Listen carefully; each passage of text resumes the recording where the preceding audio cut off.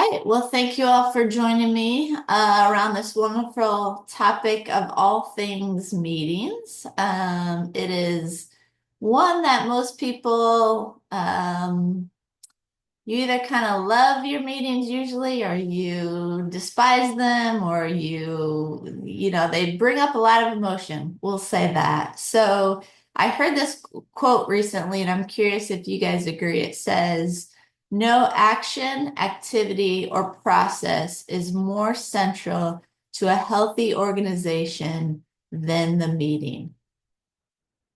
So agree, disagree. That's a little food for thought for your day. Um, but the more I think about it and the more that I work with teams, the more I really find this to be true, that a company's culture truly lives and dies by its meetings. Because if you've ever been a part of a bad meetings foster discord, disconnection, discontentment. The great meetings you're a part of, you feel connected, cohesive, you have the clarity, the communication, and naturally you get better results, faster results, you're more efficient and more effective. And I find that often when I go in to work with teams, it's often either kind of feast or famine when I first am meeting with a team where I go in and there's either a ton of meetings and somehow not much of anything is getting done. There's just lots of talk and discussion, or it's kind of the other end of that where it's just kind of famine and there's no meetings. And on the same token, people are wondering, not surprisingly, why things aren't getting done. And so in this kind of webinar, I'm having this be more of a evaluations of your meeting, giving you some questions, giving you some things to think through on how to really make the most of your meetings. Because again, it really is where I find the culture of a team is really cultivated. And it's either kind of birthed in meetings or it just begins to fall apart in meetings. And so as you can know, they are very important. So the first three questions I'm going to give you that I want you to kind of sit with, ponder, whether it's today, now, beyond today, go ask your team these questions. So just three questions off the bat. The first is, what meeting on your calendar do you currently enjoy the most and why?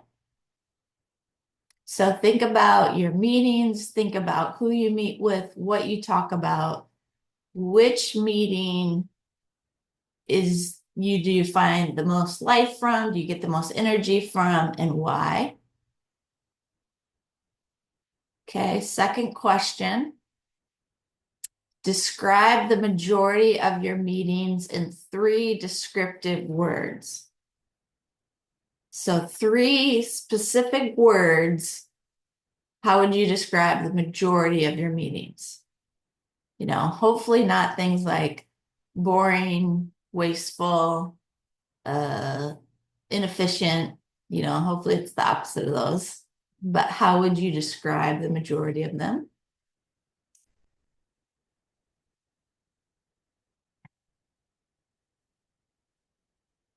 And then lastly, if you had to or got to cancel one meeting entirely, it's like a genie in a bottle, and this was the wish, never to be on your calendar again, what meeting would you cancel and why?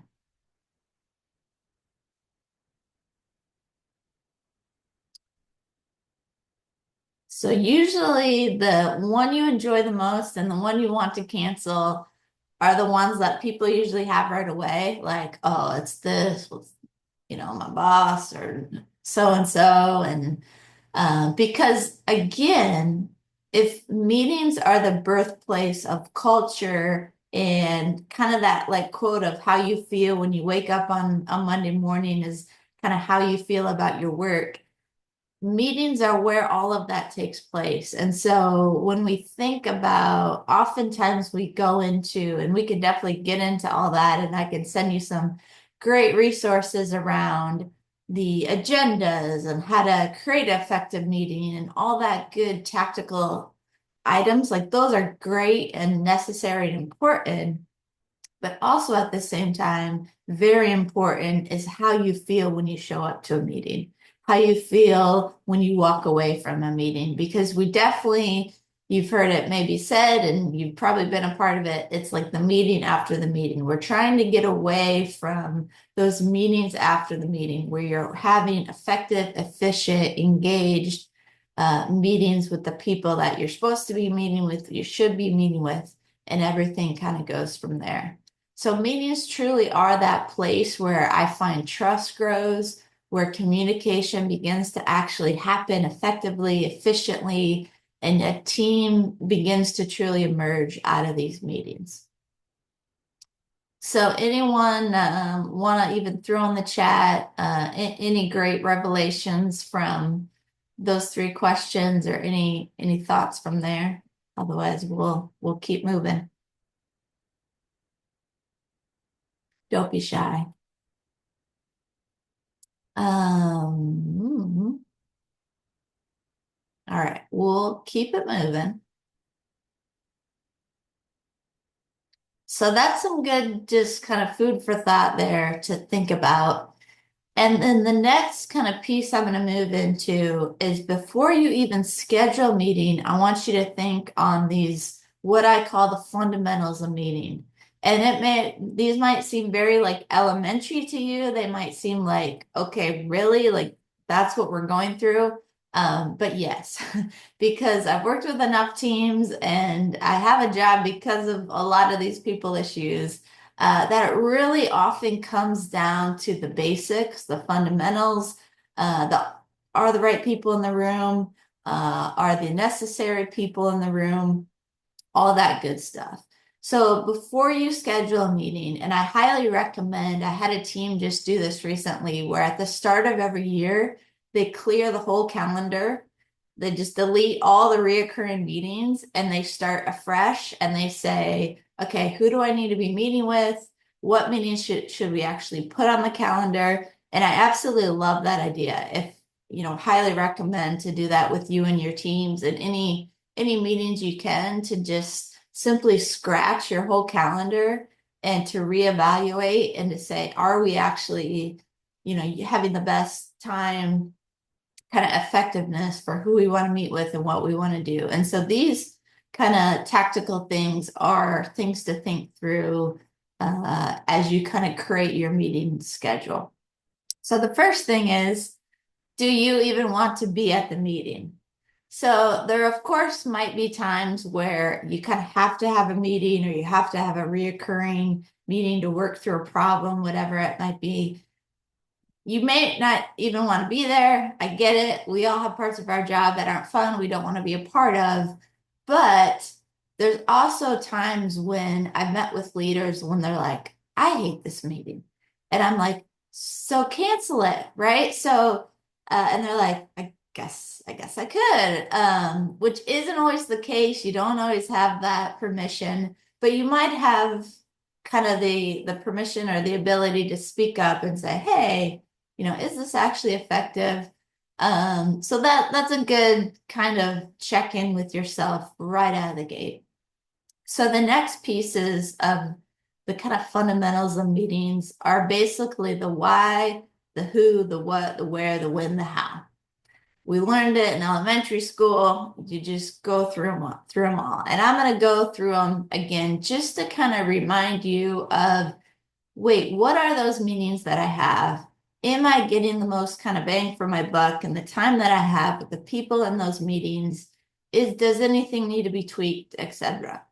So if you want to kind of think of a particular meeting, maybe that you feel like isn't effective, isn't efficient, kind of drives you mad, was on your list of like meeting I want to cancel the most, this might be a good thing to kind of think through. So the first and very most important piece is why. Why are you having this meeting? What purpose is it serving? Why is it connected to the larger goal? Like this happened to me yesterday where my life insurance agent called me and he's like, we need to schedule a 15-minute meeting to go over your plan. And right away, I'm thinking, why? I'm happy with my plan. you're just trying to sell me money, like, right, your mind automatically goes to why is my boss asking me for a meeting, right? All the we go to worst case scenarios. So to be very clear, set those expectations of why is this important? Why is this necessary? Why is it, good for you to be in this as well? And then, of course, is the who. Who should be attending the meeting? Are the right people in the meeting? Are too many people in the meeting? So good structure to kind of remember is, I would say, 5 or less people. You have that intimate space where you can really dialogue, you can pull from people. It's not too crowded. Most of the time, everybody kind of gets a chance to share. 5, I find, to 12. Even then the agenda of the meeting should probably be adjusted, where maybe not everybody will get time to share. Some people, your introverts, are going to feel more at privileged to kind of just hide in the corner or Zoom or whatever. 12 or more, I find, is definitely more of should be probably a presenting style, where it's 1 or 2 people leading the meeting, maybe pulling people out for clarification or to share. But to know that that is very important, the number of people. So that's often one that gets missed that might be worth evaluating as well. And then moving on to the what, and this is where also I see a lot can be usually improved upon, is what is the purpose, the context, agenda. Are we tackling in this meeting KPIs, your performance indicators? Are there metrics we need to be going over, kind of numbers? Is this more of we're just brainstorming, so we don't need to come with this kind of set preparation? Because you've all been a part of those meetings where, oh my gosh, this could have been an email, or oh my gosh, this could have been, if you would have sent me these 2 questions before, I would have came prepared, and now we don't have to have another meeting. And this is truly on the leader of the meeting.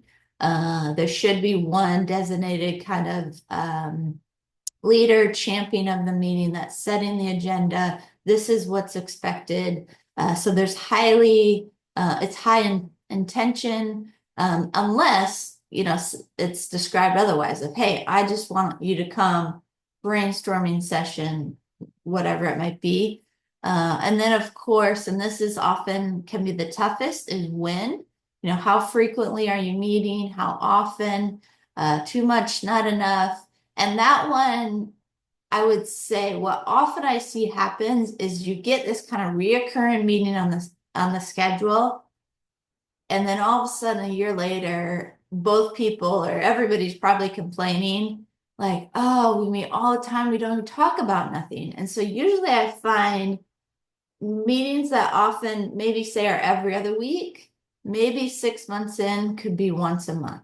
Now, not always, again, it depends on the meetings, but that's, again, if you're the champion of the meeting, every couple months, I would highly encourage you to kind of reevaluate with yourself, with the team, to say, is this too much? Is this not enough? Because often I just see we're creatures of habit. And so we might even be thinking, this doesn't need to be happen this much, but it's just always on the calendar, and we don't take the time to adjust it.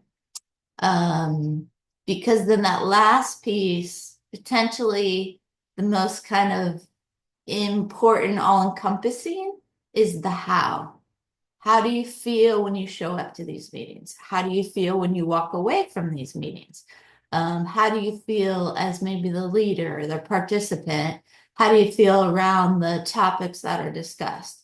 And so this is the heartbeat, I'd say, of where culture is really kind of fostered in these meetings, is taking a check-in of, why does she always kind of come down on me for that? Or why do I always feel like she's, poking at me when she's saying these things? Whatever it might be, this is often, you might do all those other things right, but in the heartbeat of the meeting, communication, personalities clash. And that's actually maybe what you need to dig into regarding the meeting. So those are kind of my meeting fundamentals that are often good places to start with, evaluate. Please, any thoughts, questions, disagreements, things you to add in, throw those in the comments. Because often if you can tackle these things really well, it really everything kind of flows from there. Not to say it's easy or simple or all the things, but a starting place all the same. The other thing that's really important is within the what, and I'm going to send you all a kind of structure. If you want to really dive into meetings, a great book that a lot of the structure and the content around great meetings it's called Death by Meeting by Patrick Lencioni. And it's a great, easy read. Does a good job of kind of laying out these fundamentals as well as a few other tips and tricks. Highly recommend that. But one thing he dives into that I'll share with you all is the types of meetings. So he recommends to have daily check-ins with your team, no more than 5 minutes, weekly tactical meetings, kind of 45 to an hour and a half, monthly strategic meetings, which are your more bigger 2 to 4 hours, and then quarterly big discussions, 1 to 2 days type of things. And each of those has a very specific agenda and purpose. And so again, you don't have to follow that to a T, but it gives you kind of a good framework that I'll send out as well. So a few more, 5 questions. Again, I said this is going to be a webinar that's more, let's evaluate, first of the year, let's have an evaluation on your meetings and just kind of do your own kind of deep dive of what's working, what's not. So these are 5 questions I liked people to think through in regards to if you're about to attend a meeting, if you're frustrated with one of your meetings, if you kind of can't quite maybe pinpoint why a meeting is frustrating, if you're a leader of a meeting. Anyway, these 5 questions are good things that I think build trust, vulnerability, the kind of foundations of great teams. So the first one, and I can send these out too, but the first one is, how can this meeting build greater connection with my team? If connection is key, and it is, to building that trust, to focusing on that connection with the team, what and how can I do within this meeting to build that connection? Because if you do the what, why, how, where, when, all those things perfectly, it might feel a bit like robotic. It might feel a bit like we're just going through the motions here. Versus we want to still have that connection. We want to still have them feel and walk away with greater vision, better clarity, a greater sense of connection with you. So that's the first one to think through. The next one close to that is, how can I build greater unity as a team? Not only connection with each other, but is there maybe some discord? Is there something that can bring us together, greater unity? More, maybe it's like at the first 5 or 10 minutes, you do more of a interactive catch up, how are you kind of thing. But that connection and unity piece is great to think about. The next one is, how can I really hear and listen to my team's needs? Because again, you're kind of setting up the meeting, you're doing everything, you're going through the tasks, the projects, all the things that need to get focused. And often what can get missed is, wait, am I actually listening to the people around me? When I walked away, often what are we thinking? Like, oh, how did I sound? Oh, how did I come across? Not often so much of like, oh man, that's interesting what Tom said. Like, He seemed a bit off. I wonder if Tom's doing okay, but are you actually also truly tuned in to the people around you? Is key, obviously, for building that connection. And then four is, am I really struggling? And do I need to be open and honest and share this with the team? Because how often do we maybe feel like, hey, I need to speak up. I don't get this. I don't understand. I got a pile of priorities over here, and they're all supposed to be my number one priorities, but I don't have time for all of these, right? So, is there something real, honest, vulnerable you need to say that the team might need to hear? And then lastly, to say, I failed, I made a mistake, I'm sorry.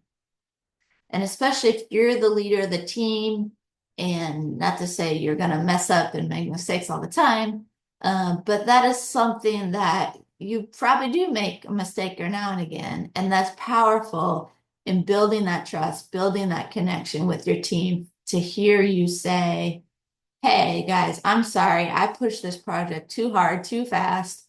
It's no wonder we're all not on the same page, like my fault, right? Is there anything you need to take ownership that might kind of ease any tension or what? So those are my five kind of questions that bring in to me kind of that connection, feelings, culture piece that are often good to just kind of think about from time to time.